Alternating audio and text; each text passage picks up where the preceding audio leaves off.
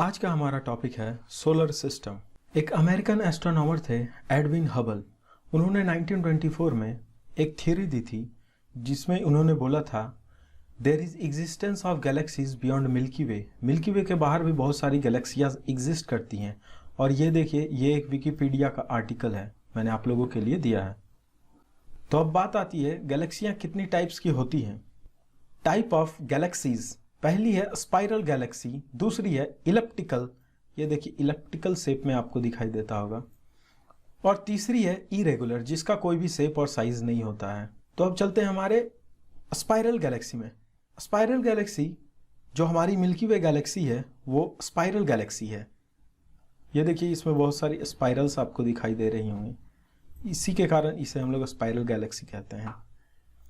Andromeda Galaxy भी एक spiral Galaxy ही है। तो बात आती है अब इवोल्यूशन ऑफ यूनिवर्स की। यूनिवर्स बना कैसे? तो एक बेल्जियम के साइंटिस्ट थे जॉर्ज लेमेटा, उन्होंने ही एक थ्योरी दी थी बिग बैंग थ्योरी 1927 में, जिसमें उन्होंने बताया था कि जो यूनिवर्स है एक एक्सप्लोजन के थ्रू स्टार्ट हुआ था। वो एक्सप्लोजन लगभग 14 बिलियन ईयर्स पहले हुआ था और जिसके कारण हमारी गैलेक्सी अभी भी एक्सपेंडिंग नेचर की है, जो अभी भी बढ़ रही है। तो ये है हमारी मिल्की वे गैलेक्सी और यहाँ पर है हमारा सन। तो चलिए चलते हैं हम अपनी गैलेक्सी में।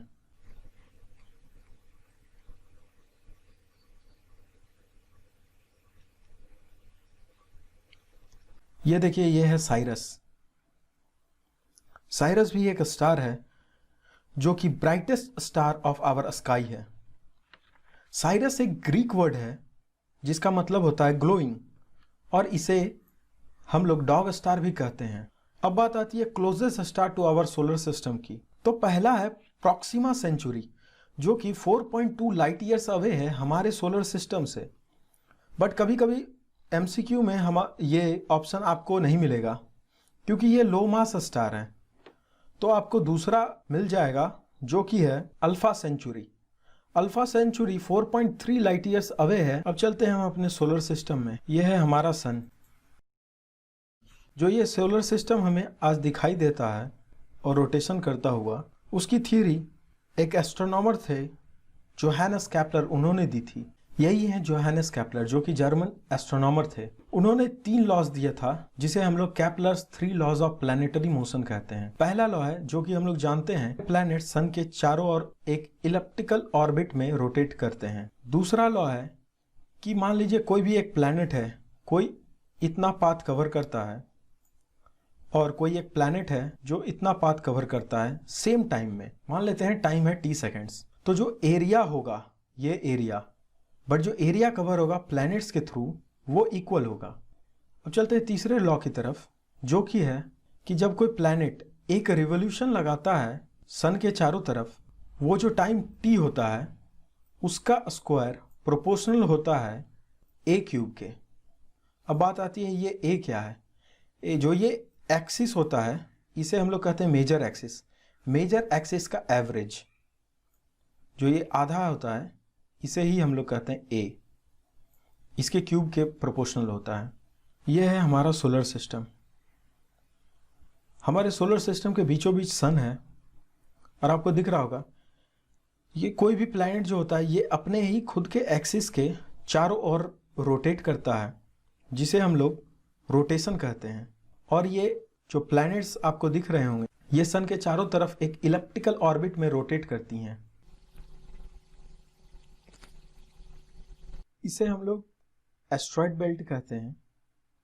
हमारे सोलर सिस्टम का सबसे जो इम्पोर्टेंट पार्ट है वो है हमारा सन। तो चलिए थोड़ा सन के बारे में जानते हैं। जो हमारे सोलर सिस्टम का 99.9% मास है वो सिर्फ सन का है, जिसके कारण ये एक इम्नेंस ग्रेविटेशनल पुल लगाता है सारे प्लैनेट्स के ऊपर, जिसके कारण ये प्लैनेट्स आपको एक इलिप्टिकल ऑर्बिट में रोटेट करती हुई दिखाई देती हैं। अब बात ये है सन की सोर्स ऑफ एनर्जी की।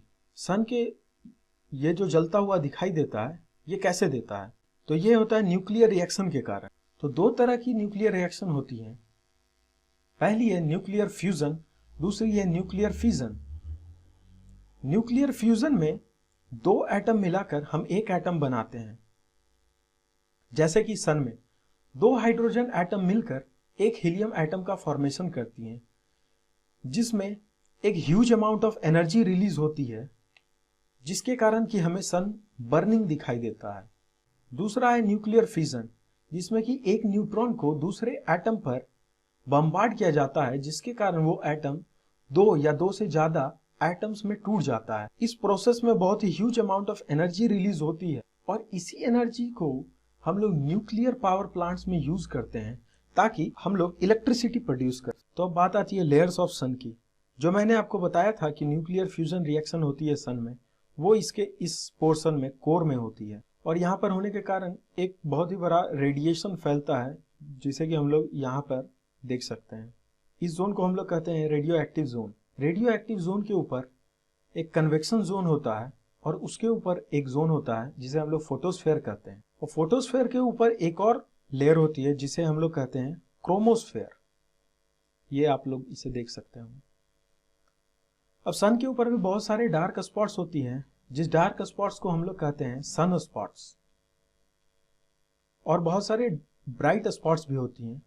इस ब्राइट स्पॉट्स को हम लोग कहते हैं प्लेग। और उसके ऊपर सन हम लोग को जो चमकीला दिखाई देता है, ये पोर्शन, उसे हम लोग कहते हैं कोरोना, जो कि सोलर एक्लिप्स जैसे कि सूर्य ग्रहण जब लगता है तो जो बाहर का रिंग हमें दिखाई देता है वो कोरोना ही होता है, जिसे हम लोग को नेकेड आई से नहीं देखना चाहिए। सन को खुद का रोटेशन लगाने में 27 डेज लगते हैं और उसे मिल्की वे के अराउंड एक रोटेशन लगाने में 23 मिलियन ईयर्स लग जाते हैं। ये देखिए नासा की वेबसाइट का एक पिक्चर लिया गया है। बेसिकली ये एक क्वेश्चन है जिसमें पूछा गया कि सन हमारे मिल्की वे के गैलेक्सी के अराउंड घूमता है या नहीं, तो इसका जवाब आप लोग देख सकते हैं यस।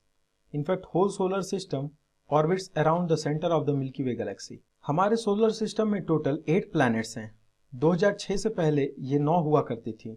प्लूटो को भी हम लोग एज ए प्लैनेट कंसीडर करते थे, बट 2006 में इंटरनेशनल एस्ट्रोनॉमिकल यूनियन ने IAU ने एक प्लैनेट की नई डेफिनेशन दी, जिसके कुछ पैरामीटर्स पे प्लूटो खरा नहीं उतर पाया, जिसके कारण उसे प्लैनेट ना कंसीडर करके एक डार्क प्लैनेट कंसीडर करते हैं। डार्क प्लैनेट मतलब कि एक बौना प्लैनेट। तो हमारा पहला प्लैनेट है मरकरी, दूसरा है वेनस, तीसरा अर्थ, चौथा मार्स।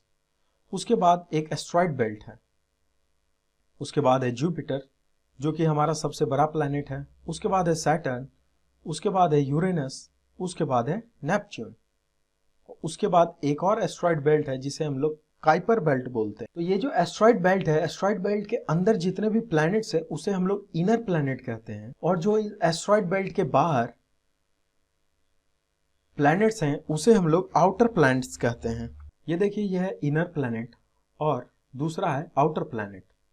इनर प्लैनेट में 4 प्लैनेट्स आते हैं जिसमें मरकरी, वेनस, अर्थ, मार्स, और आउटर प्लैनेट में 4 और प्लैनेट आते हैं जो कि है, और आउटर प्लैनेट में 4 ही प्लैनेट आते हैं जो कि है Jupiter, Saturn, Uranus, Neptune. Inner planet को हम लोग टेरेस्ट्रियल या रॉक प्लैनेट्स भी कहते हैं, और आउटर प्लैनेट्स को हम लोग जूवियन या गैसियस प्लैनेट्स कहते हैं, क्योंकि ये बेसिकली गैस के बने हुए होते हैं। इनर प्लैनेट्स में हमें बहुत ही कम सैटेलाइट्स मिलती हैं या तो सैटेलाइट्स नहीं होती। आउटर प्लैनेट्स के पास large number of natural satellites होती। इनर प्लैनेट्स के पास कोर होती है जो कि मॉल्टन मेटल्स की बनी हुई हो। इनके पास कोई भी रिंग नहीं होता है।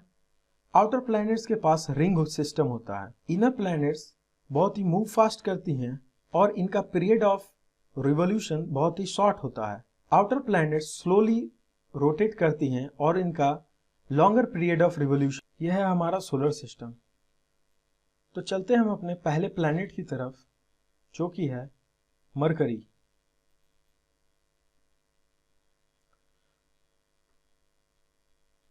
मरकरी को हम लोग बुध भी कहते हैं।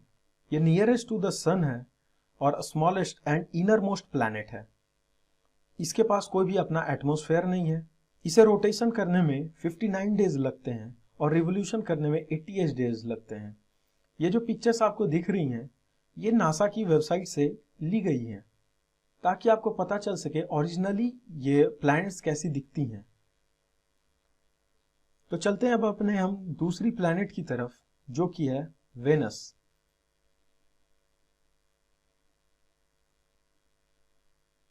यह है वेनस। वेनस को हम लोग शुक्र भी कहते हैं और यह हॉटेस्ट प्लैनेट है हमारे सोलर सिस्टम का। इसे हम लोग इवनिंग और मॉर्निंग स्टार भी कहते हैं। इसका direction of rotation from east to west direction होता है। इसके पास अपना एटमॉस्फेयर है जिसमें कि कार्बन डाइऑक्साइड है, जिसके कारण ये हॉटेस्ट प्लैनेट है। इसे रोटेशन करने में 243 डेज लगते हैं और इसे एक रिवोल्यूशन सन के चारों तरफ करने में 257 डेज लगते हैं। अब चलते हैं हम अपने तीसरे प्लैनेट की तरफ, जो कि है हमारा अर्थ। अर्थ को हम लोग पृथ्वी या ब्लू प्लैनेट्स के नाम से भी जानते हैं, क्योंकि ये आपको ब्लू दिखाई दे रहा है क्योंकि इसके अंदर पानी प्रेजेंट है। और ये अर्थ 5th लार्जेस्ट प्लैनेट है। इसे एक रोटेशन करने में 24 आवर्स लगते हैं और इसे एक रिवोल्यूशन कंप्लीट करने में 365 डेज एंड 6 आवर्स लगते हैं। इसी 6 आवर्स के कारण हर 4 साल में हमारा एक दिन बढ़ जाता है, जिसे हम लोग लीप ईयर कहते हैं। हमारा अर्थ हमारे ऑर्बिट पर इंक्लाइंड है, जो कि 23.5 डिग्री लैटिट्यूड पर इंक्लाइंड है, और ये अपने ऑर्बिट पे भी 66.5 डिग्रीज इंक्लाइंड है। हमारे अर्थ का एक नेचुरल सैटेलाइट है जिसे हम लोग मून कहते हैं, और मून में बहुत सारे आपको गड्ढे दिखाई दे रहे होंगे, इसे हम लोग क्रेटर्स कहते हैं। और हमारे अर्थ पे जो भी हमारा वेट है उसका 1/6 वेट हो जाता है मून पर। मान लीजिए किसी आदमी का वेट अर्थ पर 60 किलो है, तो उसका मून पर वेट मात्र 10 किलोज रहेगा। तो अब चलते हैं हम अपने चौथे प्लैनेट पे, जो कि है मार्स। मार्स को हम लोग मंगल भी कहते हैं और इसे हम लोग रेड प्लैनेट भी कहते हैं। ये बेसिकली रेड दिखाई पड़ता है क्योंकि इसके ऊपर एक डस्ट की लेयर है जो कि आयरन ऑक्साइड और फेरस ऑक्साइड की बनी हुई है। इसकी अपनी 2 नेचुरल सैटेलाइट है, पहली है फोबोस, दूसरी है डेमोस।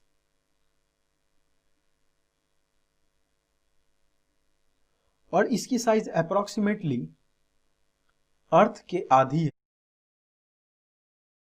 मार्स के ऊपर एक माउंटेन है निक्स ओलंपिया, और ये लार्जेस्ट माउंटेन है मार्स का। इस एस्ट्रॉयड बेल्ट में बहुत सारी एस्ट्रॉयड हैं जो कि सन के चारों ओर रोटेशन करते रहे और रिवोल्यूशन भी करती हैं। उसमें एक सबसे बड़ा एस्ट्रॉयड है जो कि है सैरस, जो कि कुछ हद तक मून की तरह ही दिखता है। अगर ये वीडियो आपको अच्छी लग रही है तो हमारे चैनल को प्लीज सब्सक्राइब करें। अब चलते हैं हम अपने 5वें प्लैनेट की तरफ, जो कि है जुपिटर। जुपिटर को हम लोग बृहस्पति भी कहते हैं और ये हमारे सोलर सिस्टम का सबसे लार्जेस्ट प्लैनेट है, सबसे बड़ा प्लैनेट। ये एक गैसियस प्लैनेट है जिसके अंदर एक रेड कलर का बहुत बड़ा डार्क स्पॉट भी ऑब्जर्व किया जाता है। इसे रोटेशन करने में 9 आवर्स एंड 56 मिनट्स लगते हैं और एक रिवोल्यूशन करने में 11 ईयर्स एंड 11 मंथ्स लगते हैं।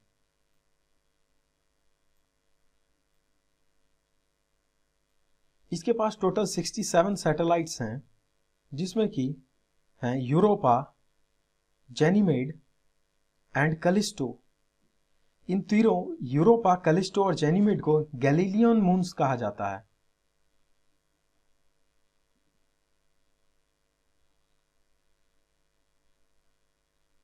अब चलते हैं हम अपने छठे प्लैनेट की तरफ, जो कि है सैटर्न।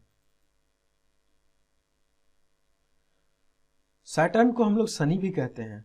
सैटर्न के पास टोटल 7 रिंग्स हैं और ये रिंग्स बहुत ही बड़ी बड़ी हैं। इनका डायमीटर बहुत ही ज्यादा किलोमीटर्स में है और ये जो रिंग्स हैं ये बनी हुई हैं small chunks of ice and dust particle, और हर एक रिंग के बीच में एक गैप है जिस गैप को हम लोग कहते हैं डिवीजन। सैटर्न को एक रोटेशन करने में 10.3 आवर्स लगते हैं और एक रिवोल्यूशन करने में 29.5 ईयर्स लगते हैं। इसके पास टोटल 62 सैटेलाइट्स हैं, जिसमें कि टाइटन है, और टाइटन के बारे में आपने तो सुना ही होगा एवेंजर्स एंड गेम में, तो इसी बात पे एक लाइक तो बनती है। ज्यादा खुश होकर 2 बार लाइक का बटन मत दबा दीजिएगा, वरना दिक्कत हो जाएगी।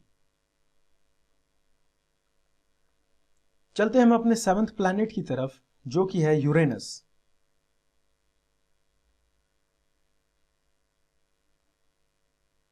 यूरेनस के पास भी 13 रिंग्स हैं और ये यूरेनस अपने ही एक्सिस पे 98 डिग्री इंक्लाइंड है, जिसके कारण ये हमें रोटेट या रिवोल्यूशन करते हुए ना दिखकर रोलिंग करते हुए दिखाई देती है अपने ऑर्बिट में।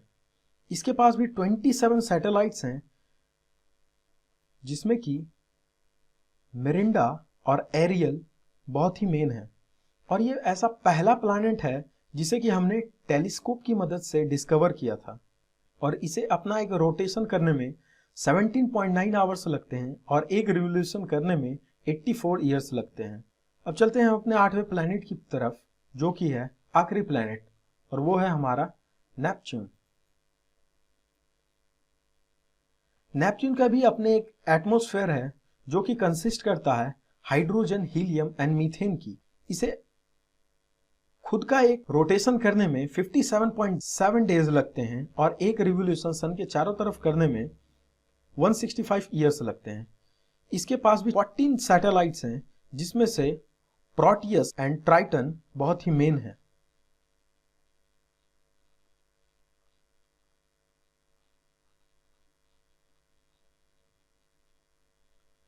नेपच्यून के बाद बेसिकली एक हमारा डॉर्क प्लैनेट है जिसे कि हम लोग प्लूटो कहते हैं। प्लूटो के बाद एक और एस्ट्रॉइड बेल्ट है जिसे हम लोग काइपर बेल्ट कहते हैं। हम लोग स्टार्स, प्लैनेट्स, एस्ट्रॉइड्स, इन सब को सेलेस्टियल बॉडीज कहते हैं। हमारे स्पेस में बहुत सारी मीटियोइड्स हैं जो कि हमारे अर्थ के एटमॉस्फेयर में भी जाती हैं। उसमें से बहुत सारी मीटियोइड्स तो हमारे एटमॉस्फेयर के फ्रिक्शन के कारण स्पेस में ही जलकर खत्म हो जाती हैं, बट बहुत सारी मीटियोइड्स हमारे पृथ्वी पे भी आके गिरती हैं। उसका एक बेस्ट एग्जांपल है लूनर लेक, जो कि महाराष्ट्र में है, जो कि एक मीटियोइड गिरने के कारण ही हुआ था।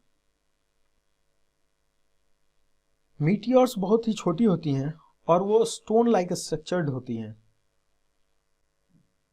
तो अब बात आती है कॉमेट की। ये देखिए, ये एक कॉमेट है। कॉमेट की खासियत ये है कि उसके एक ब्राइट हेड होती है और एक लॉन्ग टेल होती है। ये पिक्चर में आपको दिख रहा होगा। और इसकी टेल का डायरेक्शन हमेशा सन के डायरेक्शन के अपोजिट होता है। और ये जैसे जैसे सन के नजदीक जाती है, इसका टेल का लंबाई बढ़ती जाती है, और ये जैसे जैसे सन से दूर जाता है, इसका टेल जो है एक्सटेंड करता जाता है, खत्म होता चला जाता। तो ये था हमारा सोलर सिस्टम का टॉपिक, और ये इस तरह से खत्म होता है। आशा करता हूं आप लोग को ये वीडियो अच्छा लगा होगा, तो शेयर करें इस वीडियो को। तब तक के लिए जय हिंद।